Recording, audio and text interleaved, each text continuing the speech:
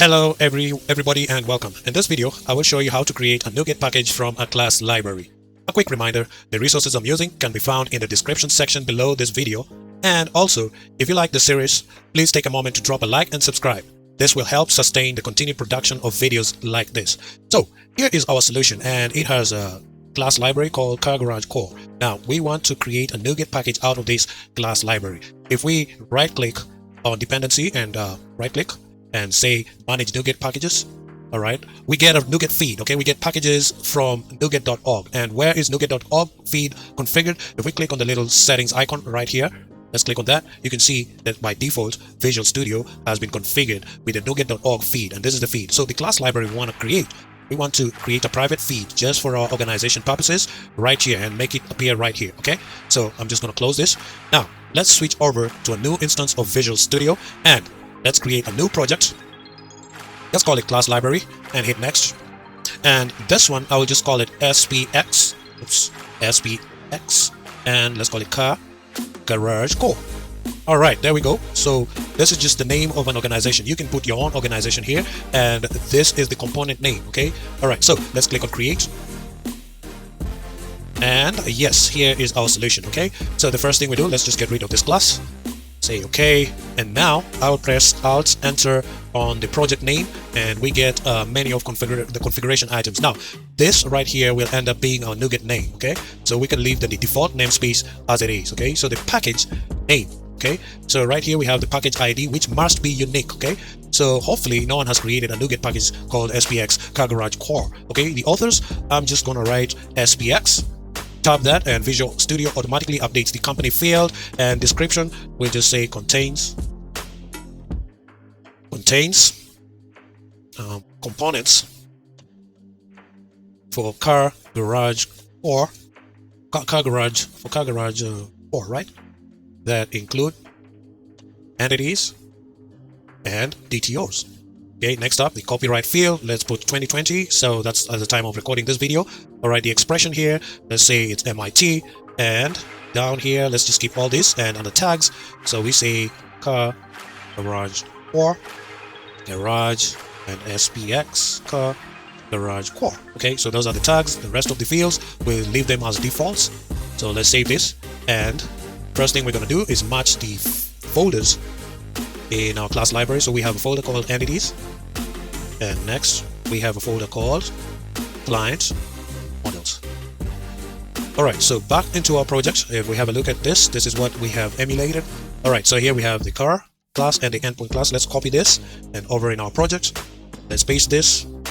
Right, same thing for client models. Let's switch back and copy the 4 classes we have. Let's copy this and paste this here. All right, so once we do that, if we open all the classes we have, let's open all this. All right, so here are the classes we just copied. All right, and one thing you'll notice is the namespace still retains the namespace from the project we've copied from. That is this namespace. However, that is wrong. The new namespace is SPX Car Garage Core. So let's copy that namespace. All right, and up here, let's press Ctrl H on our keyboard. Come up here and press Ctrl V, and so that should be SPX Car Garage Core. All right, make sure you match the case and match the whole word, and make sure that all open documents is selected from the menu. Okay, all right, so don't make a mess. All right, so we have 6 occurrences that have been replaced, and now we have the correct namespaces for our classes. So next up, let us resolve the missing namespaces. Okay, so install package ASP.NET Core HTTP features and find and install the latest. I'll click on that. That will go ahead and pull down NuGet packages. Right, next up, let's click on required, and once again let's bring in the system component model annotations, find and install the latest. Click on that. All right, that's done. Everything is green, and so if we just quickly check that we don't have any errors on our status bar. All right, so let's save all this, and I'm just going to close all the tabs that are open, and we have that set up. So the next thing we're going to do is right click on the project. In fact, let me right click on the solution and build the solution. Make sure that we have a successful build on the bottom right corner of your screen. There we go, we have a build succeeded, and now we're going to check this solution into source control. On the bottom right corner of your screen, there is an add source to source control. Let's click on that, and we get a little flat menu, and it says git. Select that git. Okay, So watch at the bottom of your screen, we should have two numbers, and we are immediately switched over to the Team Explorer tab. So over here we can choose to publish to GitHub or publish to Git repo. It doesn't really matter, the principles are the same whichever you choose. So I'll choose the first one, so we click on that, and so Visual Studio will go ahead and contact the organization, the repository that you have configured in DevOps. So in this tutorial we're not going to talk about how to create the organizations, so let's just publish this repository.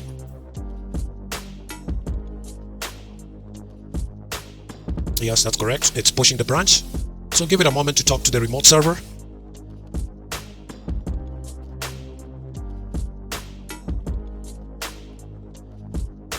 And we have a confirmation that the project is ready. So once that is done, you'll see a little confirmation up here that the SPX Car Garage core was pushed. Let's click on that to go to it. It pops up a browser. And here is our repository that was created. Visual Studio automatically created a Git attributes and a Git ignore file. All right, so the first thing we do is let's go to artifacts down here at the bottom of your screen.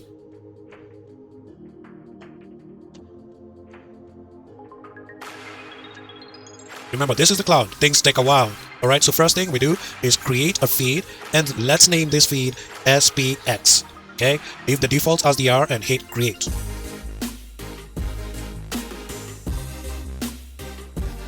All right, our feed has been created. Now on the connect to feed tab, let's click on that.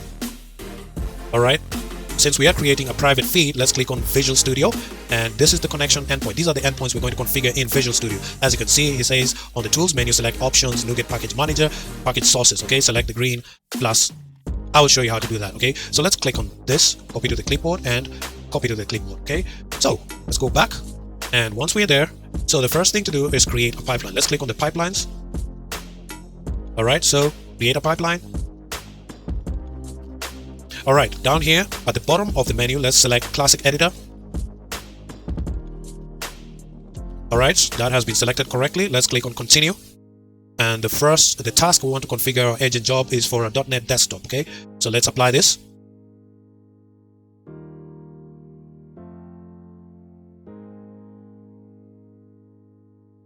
All right, here we are. So the first thing is to set up our name. So we say, oh, that's fine. I'm just going to get rid of this. So let's just leave this as it is. And so the pipeline, we want to use Windows 2019, excuse me. All right, and under NuGet, let's use 5.5.0. Okay, now if you're watching this sometime in the future, these numbers may have changed. Now to know which version to use, you can click on the little information icon here. So let's click on that, and under this link, list of available NuGet packages, click on that list, and that should pop up. Okay, so as you can see, as of the time of recording this video, I have 5.7.0. okay, but for some reason when I was preparing for this video, that did not work well. I realized that this worked well. Okay, I had problems with the newer version, so that's why I'm using this 5.5.0. but when you're watching this, try and pick up the latest stable release. Okay, like for instance, as we record this video, it's at 5.7.0. Perhaps when you come back, it will be 5.8 or 5.9, whichever number. Try and pick the latest. Okay, so back to our project. Here we are. So let's go to restore. We're not going to do anything. After we use the NuGet, we restore, then we build a solution. We don't have any tests, so let's delete that. I'm just pressing delete on my keyboard, delete the symbols and delete the artifacts. So after the build task, let's add another task, and it's going to be called NuGet. All right, there we are. So let's add this task, and by default, it's NuGet restore. So what we need to do is change it to a NuGet pack. Okay, and path to the CS proj file. Come here, click on those three little icons, select the project, still loading. There we go, select the CS proj file and say OK. All right, under the pack options, let's click on the drop down box here, and let's say use the build number.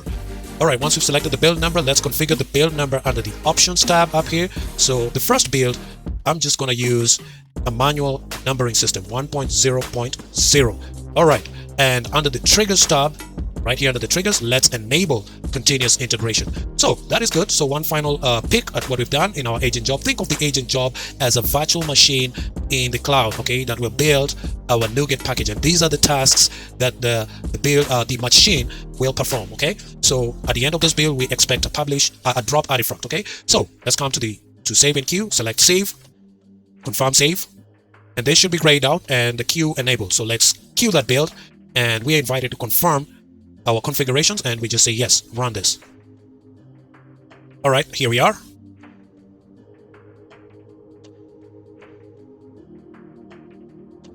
So this can take a while depending on how busy or how busy the queue is. All right, and as you can see, our machine has started, and this takes anywhere from 1 minute to 3 minutes. Okay, and as you can see, one resource has been consumed over here. All right, so in the meantime, let's go to Visual Studio and configure the NuGet package. Okay, so this is the part we want to configure. So let's go to Tools, Package Manager. Let's go to Package Manager Settings. Click on that little icon setting. Choose Package Sources, and the instruction says click on the green plus button right here. And remember what we copied over. Here it is. So we copied over. Oops. Select this first, and I press Window V and select SPX. And once again, let's select that and press Window V and select the feed URL. This is it, right? So press Enter, and there we go. So once we do that, let's update this, and we say OK.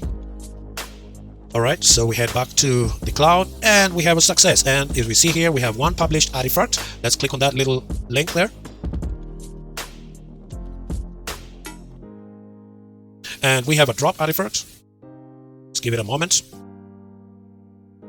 And there we go. We have a NuGet drop artifact. Now, let's now create a release, right? So click on that release and say New Pipeline. Okay, select an empty job. All right, let's close this. And the first order of business is let's name the pipeline. So let's call it SPX Car Garage 4. And this will be continuous delivery. Okay, so that's the first thing. And next, let's add the artifact. Okay, let's click on CI, select CI. All right, there it detects the drop artifact. Let's add that. And once we add that, let's immediately configure continuous deployment trigger. Let's click on that icon and enable continuous deployment. Okay, that's good. That's good. All right, so let me save this for now so that in case we lose anything, we'll be able to come back to this job. Okay, so let's configure another virtual machine. Let's go to the tasks, and here we are. So the first thing is the agent job. Which agent do we want? We want a Windows 2019 agent. All right, so on this agent, let's add a new task. And once again, this will be a NuGet task. And select NuGet, add that. And this, once again, it's by default as a restore. So come down here on the drop down menu under restore and select push. Okay, so it asks us which target feed do we want under the drop down. As you can see, I have several of them. We want the SPX. Okay, so that's the SPX. And once again, the packages to publish, where are they? So click on the little 3 dots over here, click on them. All right, we're given a menu once again. Click on that, go to the drop, let's drill, and here's the package that we need to push. Say OK, and here. All right, because we are under continuous deployment, we don't want to use a hard-coded value, so we'll put a wildcard over here. All right, so let's just confirm this. So we want that, and the SPX is okay. So everything looks good. So let's save this and say okay. All right, that is grayed out, and now we're invited to create a release. So let's create a release. Click on that, and we are asked to confirm if the configurations are correct, and we say yes, create. And there we go. We have release 1 has just been created. Click on that release 1. And so here's our job, okay? And as you can see, it is running. It doesn't take too long. We simply have a single task, so we just give it a moment to do its thing. There we go. What we expect is a succeeding build. If we have issues, we have to sort them out.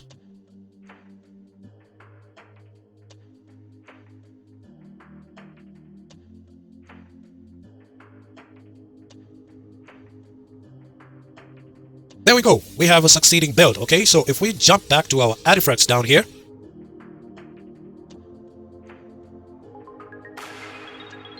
and come to the drop down up here on the bottom left corner, right here, select the SPS feed, and there we go. That's a NuGet package that has been created. But remember, under the pipelines, in the build pipeline right here, the one that we configured earlier on, okay, let's edit that. Now that our build has successfully run, let's edit that. And now under the options and the build configuration, let's ensure that this number, the last number, that is a semantic version number. The last number is updated automatically. And to do this, we just add revision R. Okay, so this is such that if we make any changes, non-breaking changes, then this number will be automatically incremented. Okay, so once again, we come up here and save this. Okay, confirm save. And there we go. We're not going to queue that build because everything is okay. So the next time you're checking the code, a build should be automatically triggered because we have set up continuous integration. Okay, so back into Visual Studio. So now let's see if let's see if we can get to the NuGet package that we have just configured. So once again, we go to NuGet packages, and I'm going to change this feed right here. and say the SPX feed. Right, and there we go. Here is the NuGet package that we have just created. Okay, I will stop here, and in the next video we shall test the NuGet package and make sure that everything compiles correctly. So what we're going to do is we're going to get rid of this local package and use this NuGet package. So that's it. And that is how to create a NuGet package. And remember, we enabled everything as a continuous integration and continuous delivery. So join me in the next part so as to test and check to make sure that everything works okay. So there you go. That's how to create a NuGet package with continuous integration and continuous delivery. Thanks for watching, and I'll see you in the next video.